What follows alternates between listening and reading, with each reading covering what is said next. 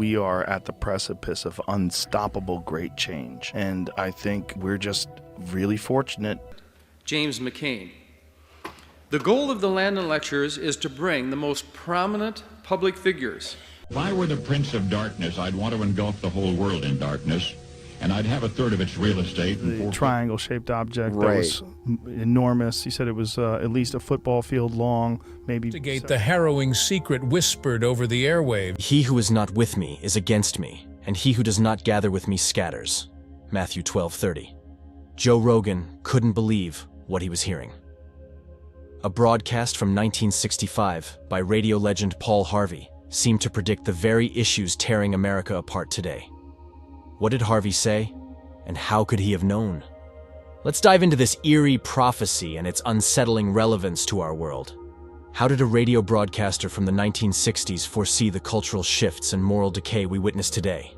What dark secret did Paul Harvey whisper into the airwaves? And how does it connect to the America we know now? Stay tuned as we unravel this mystery. In 1965, Paul Harvey, a renowned radio personality, aired a chilling message about America's future. This broadcast, titled "If I Were the Devil," painted a grim picture of how the devil could undermine America from within. Fast forward to today. Joe Rogan has unearthed this forgotten prophecy, and what he discovers is unsettling, to say the least. This devil wouldn't invade with tanks. He'd use what we already had. Churches would turn against each other, the news would be filled with nothing but bad stuff, and everyone would be chasing instant gratification, quick money, and fleeting fun. The scary part? Paul Harvey wasn't talking about some dramatic downfall. He saw it as a slow creep, like a leaky faucet poisoning the whole country, and maybe even the entire world. Here's the thing. Paul Harvey's message is still relevant today. We see less church influence, terrifying news that makes you want to scream, and people more divided than ever. Was he a fortune teller? Maybe. Or maybe he just saw where things were headed if nobody did anything. If I Were the Devil was a wake-up call to see the truth, Joe Rogan understood this immediately. Paul wanted people to see the cracks in society and patch them up before it was too late. This devil didn't need fire and brimstone. All he needed was a culture that valued comfort over character and fun over purpose. That, Paul warned, was a battle already half lost. And the fact that this happened way back in 1965 just adds to the entire problem. Is it possible that it has been that long that America has been going downhill? Maybe. But we need to dig a bit deeper to find this out. And there is no better start than meeting the man himself. So, who exactly was Paul Harvey? Paul Harvey, a name synonymous with stunning radio broadcasts and folksy storytelling, left an undeniable mark on American media for over half a century. His voice boomed through radios across the nation, weaving tales of everyday people, historical tidbits, and moral lessons into bite-sized segments that resonated with millions. But who was the man behind the microphone, and how did his work and legacy evolve over the years? What happened to make Joe Rogan react this way to what this man said? One of the reasons is that Paul was the man behind the words. I mean, Joe is basically Paul of the 21st century when you think about it. Paul's genius lay in his ability to take seemingly ordinary news stories and turn them into morality plays. He'd weave in personal anecdotes, historical references, and emotional appeals, often with a conservative slant. His program, The Rest of the Story, became particularly famous. Here, Paul would present a seemingly negative event, only to reveal a heartwarming or patriotic twist at the end. This format, though sometimes criticized for sensationalism, undeniably captured the public's imagination. Another key element of his success was his masterful use of language. He wasn't afraid to coin catchy phrases like "God bless America" and "stand by for news," which became ingrained in popular culture. His intriguing delivery, complete with a rich baritone voice and dramatic pauses, added another layer of intrigue to his broadcasts. Paul Harvey's 1965 broadcast, "If I Were the Devil," wasn't about aliens or robots. It was about something far more insidious. Imagine the devil himself plotting how to wreck America from the inside out. Harvey's vision was of a devil who didn't need horns or a pointy tail, just whispers and sly suggestions. He'd convince teenagers that the Bible was a fairy tale and adults that hard work was a joke. Schools would churn out brainiacs who couldn't tell right from wrong, setting the stage for future trouble. In If I Were the Devil, Paul Harvey laid out a cunning strategy that the devil would use to undermine America from within. First, he would be sneaky, whispering doubts and lies to erode people's faith and moral values. Harvey imagined the devil targeting young people, convincing them that the Bible was a fairy tale and that religion was outdated. By undermining the spiritual foundation of the youth, the devil would set the stage for future generations to grow up without a strong moral compass. Harvey also envisioned the devil infiltrating institutions like schools and churches. Schools would produce students who were highly educated but lacked the ability to discern right from wrong. Churches, on the other hand, would become divided and turn against each other, weakening their influence and making it easier for the devil to spread his insidious message. The news media would be filled with negativity and sensationalism, causing people to become more fearful and divided. The devil's ultimate goal, according to Harvey, was to create a society that valued instant gratification and materialism over character and integrity. People would chase quick money and fleeting pleasures, neglecting the deeper values that make a society strong and cohesive. This cultural shift would be gradual, like a slow poison, and many people wouldn't even realize it was happening until it was too late. Joe Rogan's take on this prophecy is one of astonishment and concern. He sees clear parallels between Harvey's vision and the issues facing America today. The erosion of faith, the division among churches, the sensationalism in the media, and the pursuit of instant gratification are all prevalent in modern society. Rogan believes that Harvey's message is a warning that we must heed if we want to prevent further decline. In his discussions, Joe Rogan often emphasizes the importance of critical thinking and self-awareness. He encourages his audience to question the narratives presented to them by the media and to seek out the deeper truths behind the headlines. Rogan's approach aligns with Harvey's call for people to recognize the cracks in society and take action to repair them before it's too late. One of the most striking aspects of Harvey's prophecy is its focus on the gradual nature of societal decay. He warned that the devil's strategy would not involve dramatic, sudden changes, but rather a slow and steady erosion of values and principles. This perspective is particularly relevant today, as many of the issues Harvey described have developed gradually over decades. For example, the decline in church attendance and influence has been a gradual process, driven by a variety of social and cultural factors. Similarly, the rise of sensationalism in the media and the emphasis on instant gratification have developed over time, fueled by technological advancements and changes in consumer behavior. Harvey's prophecy serves as a reminder that the most dangerous threats to society are often those that creep in slowly and quietly, rather than those that arrive with a bang. Joe Rogan's exploration of Paul Harvey's If I Were the Devil broadcast is not just an exercise in historical analysis, it's a call to action. By examining the parallels between Harvey's vision and the present-day issues facing America, Rogan hopes to inspire his audience to take a more active role in shaping the future. He believes that by understanding the subtle ways in which societal values can be eroded, we can better protect against these threats and work toward building a stronger, more cohesive society. Harvey's broadcast was a wake-up call for his generation, and Rogan sees it as equally relevant today. The challenges we face may be different in some ways, but the underlying principles remain the same. We must be vigilant against the forces that seek to divide and weaken us, and we must work together to uphold the values that make our society strong. In the same vein, the teachings of Jesus Christ also emphasize the importance of recognizing deeper truths and the consequences of spiritual blindness. The Lord informed the religious elite that just because they could count themselves as descendants of Abraham, this did not make them children of Abraham, the man of faith. Christ sought to draw them from the shackles of Satan by telling them the truth of their spiritual condition. I am telling you what I have seen in the Father's presence, and you do what you have heard from your father." "Abraham is our father," they answered. "If you were Abraham's children," said Jesus, "then you would do the things Abraham did. As it is, you are determined to kill me, a man who has told you the truth that I heard from God. Abraham did not do such things. You are doing the things your own father does." "We are not illegitimate children," they protested. "The only father we have is God himself." Jesus said to them, "If God were your father, you would love me, for I came from God and now am here. I have not come on my own, but he sent me. Why is my language not clear to you? Because you're unable to hear what I say. You belong to your father, the devil, and you want to carry out your father's desire." John 8:38-44. Emphasis mine. Those arguing with Jesus said their father was Abraham, but Jesus told them the truth.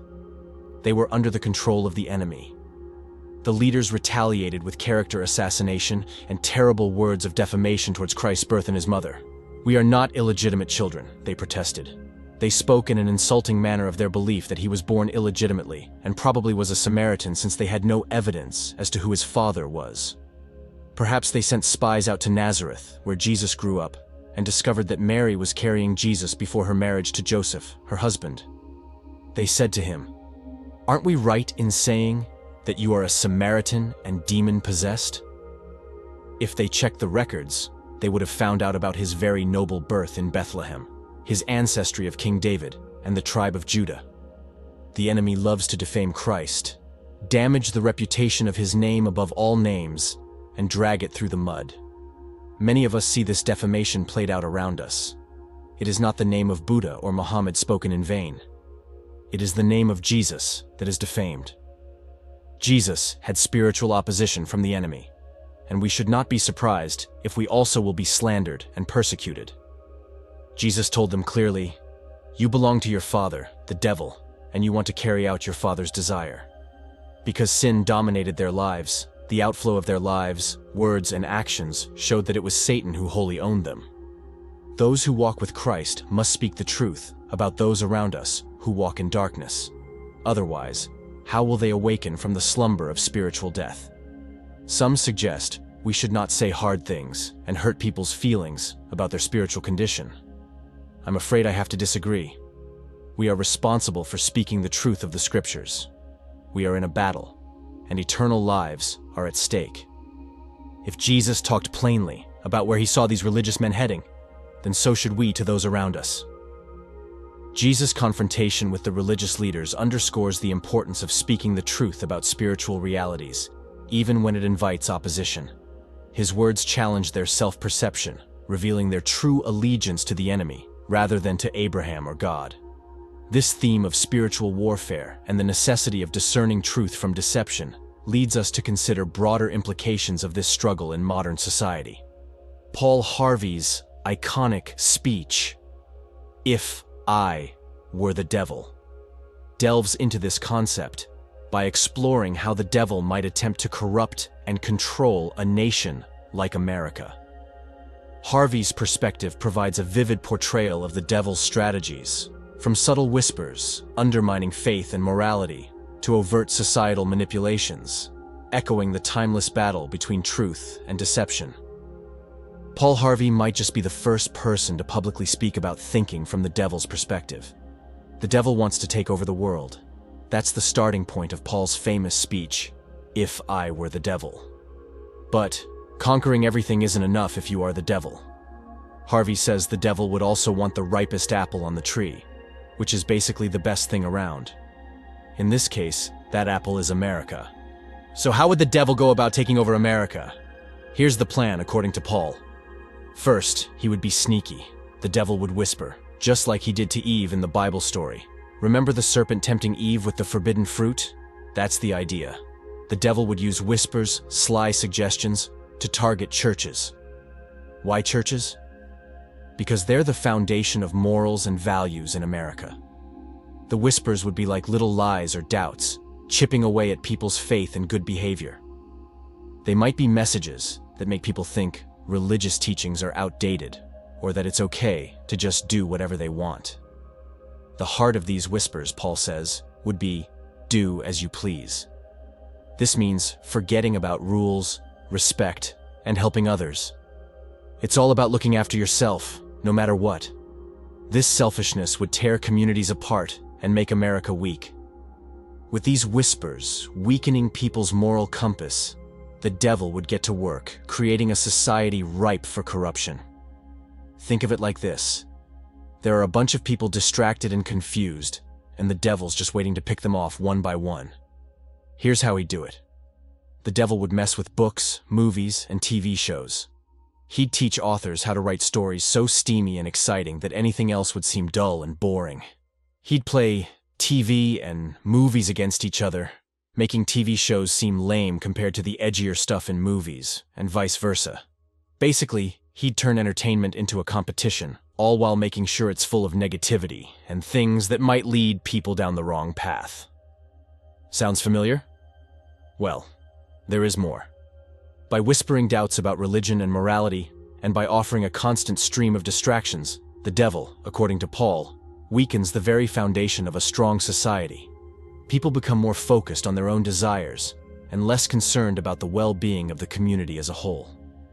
This makes it easier for the devil, or any negative force for that matter, to take control. It's like a house where everyone's locked in their room, ignoring the cracks appearing in the walls and the roof. Joe Rogan was among the people who understand that each and every one of us is trapped behind one of these doors, just waiting for the roof to fall onto our heads. Rogan's perspective on Harvey's prophecy highlights the insidious nature of these distractions. In his view, the whispers of the devil are not just metaphors, but real influences that shape our daily lives. The constant barrage of negative news, the allure of instant gratification, and the decline in moral teachings are all part of this master plan. Rogan often discusses how these factors lead to a fragmented society where individuals are more isolated and less capable of collective action. To dive deeper into the specifics, Paul Harvey's prophecy suggests that the devil would exploit the weaknesses of human nature. By promoting selfishness and short-term pleasure, he would erode the values that hold communities together. For instance, the decline in community involvement and the weakening of family bonds can be traced back to this shift in values. When people are more concerned with their own desires, they become less willing to invest in the well-being of others. This leads to a society where trust and cooperation are in short supply, making it easier for malicious forces to manipulate and control the populace. Furthermore, Harvey's vision includes the manipulation of educational institutions. By influencing the curriculum and the way subjects are taught, the devil would ensure that future generations are less equipped to think critically and make informed decisions. This erosion of critical thinking skills is evident in the increasing polarization of society, where people are more likely to accept information that confirms their biases rather than challenge their views. Joe Rogan frequently touches on this topic, emphasizing the importance of education and the ability to question the status quo. The devil's whispers extend beyond just individuals. They also target societal structures. According to Harvey, institutions like the media and government would be manipulated to serve the devil's agenda. The media in particular would become a tool for spreading fear, misinformation, and division. By keeping the public in a state of constant anxiety and mistrust, the devil would prevent people from coming together to address the real issues. Joe Rogan's commentary often highlights the role of the media in shaping public perception and the need for individuals to seek out alternative sources of information. In conclusion, Paul Harvey's If I Were the Devil broadcast offers a detailed blueprint of how a society can be undermined from within.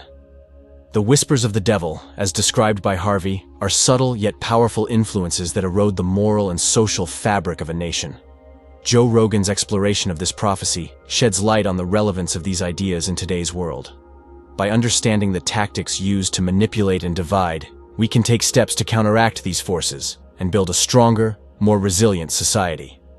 Paul Harvey, a name synonymous with stunning radio broadcasts and folksy storytelling, left an undeniable mark on American media for over half a century. His voice boomed through radios across the nation, weaving tales of everyday people, historical tidbits, and moral lessons into bite-sized segments that resonated with millions. But who was the man behind the microphone, and how did his work and legacy evolve over the years? What happened to make Joe Rogan react this way to what this man said? Paul Harvey's journey began in Oklahoma in 1918. After a stint in vaudeville and local radio, his big break came in 1941 when he joined station WBBM in Chicago.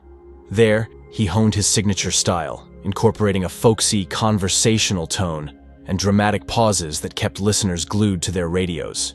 His programs, news and comment, and later the rest of the story, became wildly popular. Harvey's genius lay in his ability to take seemingly ordinary news stories and turn them into morality plays. He'd weave in personal anecdotes, historical references, and emotional appeals, often with a conservative slant. His program The Rest of the Story became particularly famous. Here, Paul would present a seemingly negative event only to reveal a heartwarming or patriotic twist at the end. This format, though sometimes criticized for sensationalism, undeniably captured the public's imagination.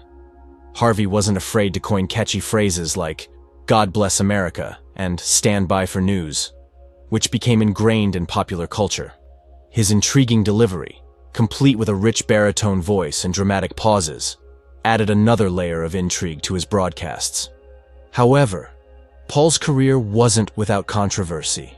Critics accused him of bias, pointing to his conservative leanings and selective storytelling in the Rest of the Story segments. They argued that his presentations often lacked nuance and painted a simplistic picture of complex issues. Despite the criticism, Paul remained a beloved figure to millions, and his legacy is something to talk about. He was a pioneer in the use of new media, embracing television, and even writing several books. His influence can be seen in countless radio personalities who adopted his conversational style and focused on human interest stories. One interesting aspect of Harvey's legacy was brought to public knowledge after his loss in 2009. His family, particularly his granddaughter Dana, came under fire for allegedly manipulating his image and controlling his intellectual property. This controversy echoed themes from the "If I Were the Devil" broadcast, where Harvey warned about the dangers of greed and manipulation. Joe Rogan's reaction to this aspect of Harvey's life highlights the timeless nature of these issues and the importance of maintaining integrity in the face of temptation. Paul Harvey's impact on American media extended beyond his broadcasts. He was a pioneer in the integration of personal opinion and news, a format that has become increasingly common in today's media landscape. His ability to connect with the listeners on a personal level set a standard for future broadcasters and paved the way for personalities like Joe Rogan, who similarly blend personal insights with commentary on current events. Harvey's approach to storytelling, characterized by its simplicity and emotional resonance, continues to influence the way stories are told across various media platforms. Another key element of Harvey's success was his masterful use of language. He had an uncanny ability to turn a phrase, often creating memorable lines that stuck with listeners long after the broadcast ended.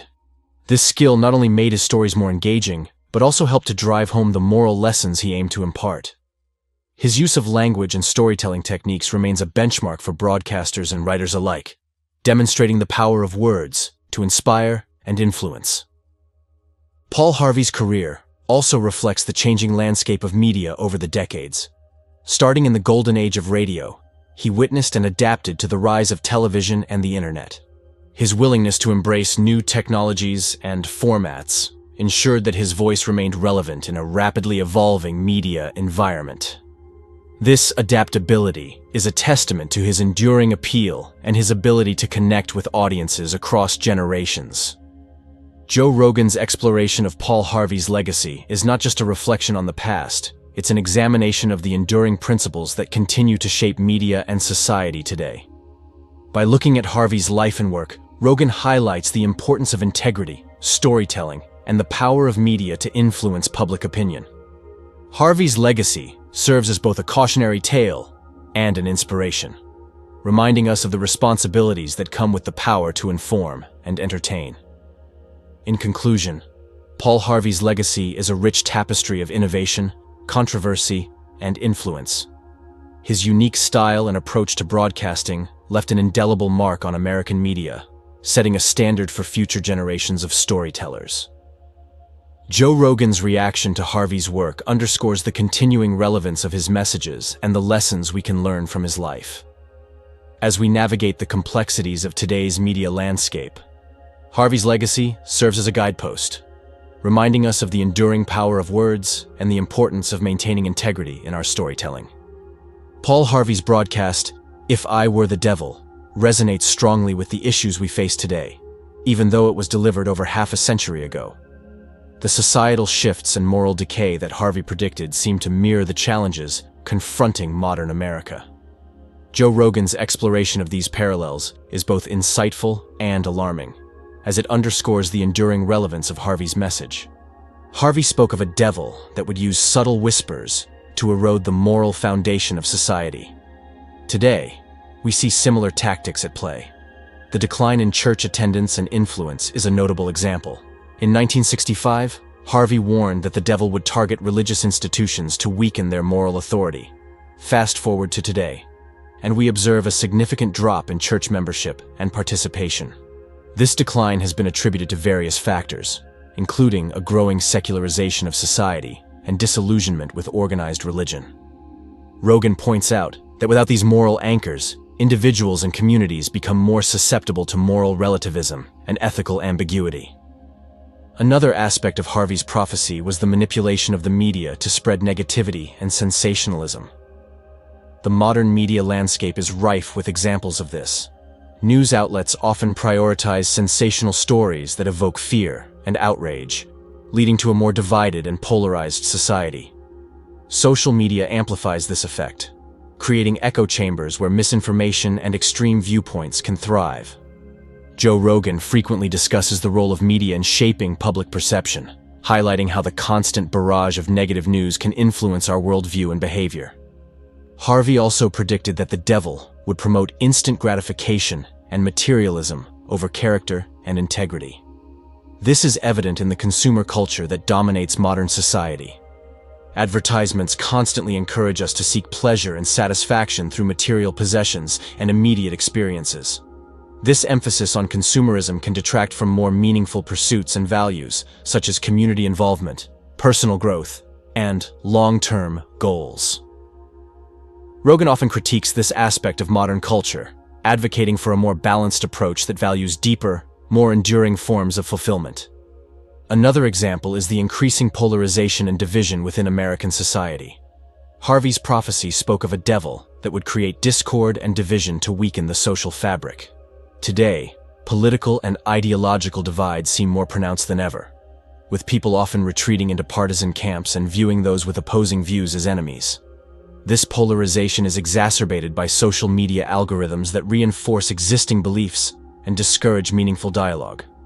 Joe Rogan frequently discusses the importance of open, respectful conversations across ideological lines, advocating for a more inclusive and understanding approach to addressing societal issues. Joe Rogan's exploration of Paul Harvey's prophecy is not just an academic exercise, it is a call to action. By examining the parallels between Harvey's vision and the current state of society, Rogan encourages his audience to take a more active role in shaping the future. He believes that by recognizing the subtle ways in which societal values are being eroded, we can take steps to counteract these influences and work towards building a stronger, more cohesive society. One of the key takeaways from Harvey's prophecy is the importance of vigilance and proactive engagement. The issues he described did not arise overnight, and they will not be resolved quickly or easily. It requires sustained effort and commitment to uphold the values that make a society strong. This means investing in community, fostering open dialogue, and prioritizing character and integrity over material success and instant gratification. In conclusion, the parallels between Paul Harvey's 1965 broadcast, "If I Were the Devil," and the challenges facing modern America are striking. Joe Rogan's analysis of these parallels highlights the enduring relevance of Harvey's message and the need for continued vigilance and proactive engagement in addressing these issues. By understanding the subtle ways in which societal values can be eroded, we can take steps to counteract these influences and work towards building a stronger, more resilient society. The lessons from Harvey's prophecy serve as both a warning and a guide, reminding us of the importance of maintaining our moral and ethical foundations in the face of ever-evolving challenges. The whispers of the devil, as described by Paul Harvey, continue to reverberate through modern society.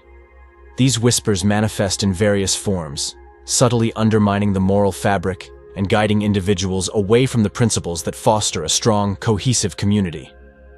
Joe Rogan's analysis of these influences provides a contemporary lens through which we can understand and address these pervasive issues. One of the primary ways these whispers manifest today is through the media. The constant stream of negative news, sensationalism, and misinformation acts as a distraction, keeping people in a state of fear and anxiety. This media environment promotes division and conflict, eroding trust and cooperation among individuals. Joe Rogan frequently discusses the impact of media on our perception of reality, emphasizing the need to critically evaluate the information we consume and seek out diverse perspectives. Substances, both legal and illegal, are another avenue through which the devil's whispers exert their influence. The normalization of alcohol and drug use as coping mechanisms or pathways to pleasure undermines efforts to promote healthy, balanced lifestyles. The opioid crisis, as previously mentioned, is a stark example of the devastating impact of substance abuse on individuals and communities. Joe Rogan's discussions often focus on the importance of addressing the root causes of addiction and providing support for those struggling with substance abuse. Prescription medications, while intended to address medical issues, can also contribute to this problem when misused. The overprescription of painkillers and anti-anxiety medications, for instance, can lead to dependency and further distract individuals from addressing the underlying issues they face. Rogan emphasizes the need for holistic approaches to health and wellness, advocating for treatments that consider the whole person rather than just the symptoms. The devil's whispers, as Harvey described, aim to erode the foundations of society by promoting selfishness, instant gratification, and moral relativism. These influences make it more difficult for individuals to connect with one another, build strong communities, and work towards common goals. By recognizing these whispers and understanding their impact, we can take steps to counteract them and strengthen the bonds that hold society together. Joe Rogan's exploration of these contemporary manifestations of Harvey's prophecy serves as a call to action. He encourages his audience to be vigilant against these influences, to question the narratives presented to them, and to seek out truth and integrity in all aspects of their lives. By fostering critical thinking, promoting healthy lifestyles, and building strong communities, we can resist the devil's whispers and work towards a more just and cohesive society. The devil's whispers that Paul Harvey warned about in 1965 are still very much present in today's world. Through the media, entertainment, substances, and technology, these influences seek to undermine our moral foundations and divide us. Joe Rogan's analysis of these issues highlights the importance of awareness and proactive engagement in addressing these challenges. By recognizing the subtle ways in which our values are being eroded, we can take steps to counteract these influences and build a stronger, more resilient society. Harvey warned that the devil would use division as a tool to weaken society. By creating discord and animosity among different groups, the devil would ensure that people remain distracted and unable to come together to address common challenges. Today, we see this strategy in action through political polarization, social fragmentation, and cultural conflicts. Rogan often discusses the dangers of this division, emphasizing the need for open dialogue and mutual understanding to bridge these gaps. Social media platforms also play a significant role in amplifying these divisions.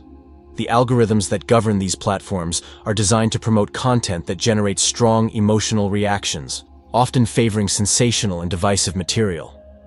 This creates echo chambers where individuals are exposed only to information that aligns with their existing beliefs, further entrenching their views and increasing hostility towards those who think differently.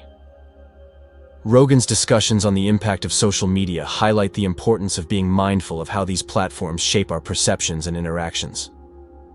Cultural conflicts, such as those surrounding race, gender, and identity, are another manifestation of the devil's divide and conquer strategy. These issues are often complex and deeply rooted in historical injustices, making them particularly challenging to address. However, the tendency to approach these topics with a combative mindset rather than a collaborative one exacerbates tensions and prevents meaningful progress. Joe Rogan's approach to these discussions emphasizes empathy and understanding, advocating for conversations that seek common ground rather than exacerbate differences. Economic inequality is yet another factor that contributes to societal division. The growing gap between the wealthy and the poor